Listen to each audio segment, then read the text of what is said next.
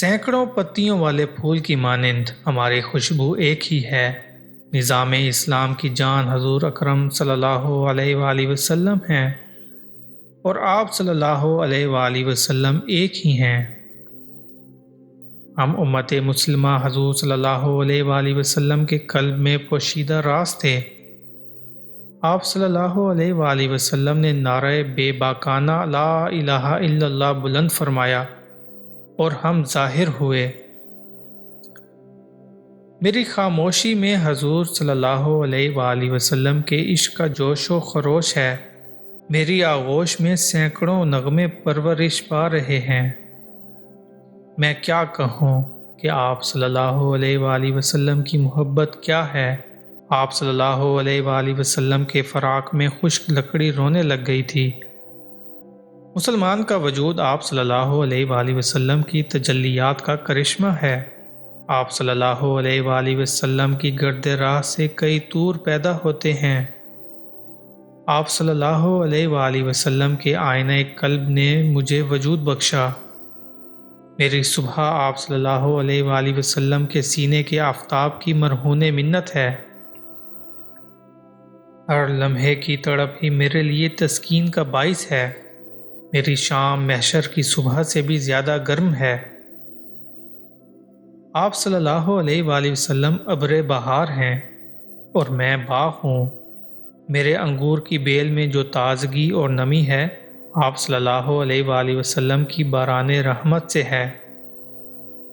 میں نے محبت کی کھیتی میں نگاہ شوق بوئی اور نظارہ جمال کی صورت میں پیداوار حاصل کی۔ مدینہ منورہ کی خاک دونوں جہانوں سے پیاری ہے۔ کیا ٹھنڈک پہنچانے والا ہے وہ شہر جہاں محبوب صلی اللہ علیہ وآلہ وسلم آرام فرما ہیں۔ میں جامی کے انداز بیاں پر مفتوح ہوں۔ ان کی نظم اور نثر میری خامی کا علاج ہے۔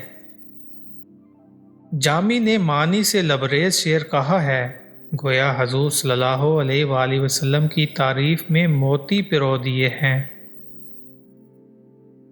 آپ صلی اللہ علیہ وآلہ وسلم دونوں جہاں کی کتاب کا مقدمہ ہیں۔ صرف آپ صلی اللہ علیہ وآلہ وسلم آقا ہیں اور سارا جہاں غلام ہے۔ عشق کی شراب سے کئی سرور پیدا ہوتے ہیں۔ تقلید اور پیروی بھی عشق ہی کا ایک نام ہے۔ حضرت بایزید بسطامی رحمۃ اللہ علیہ جو محبت میں کامل تھے، وہ تقلید میں بھی بے مثال تھے۔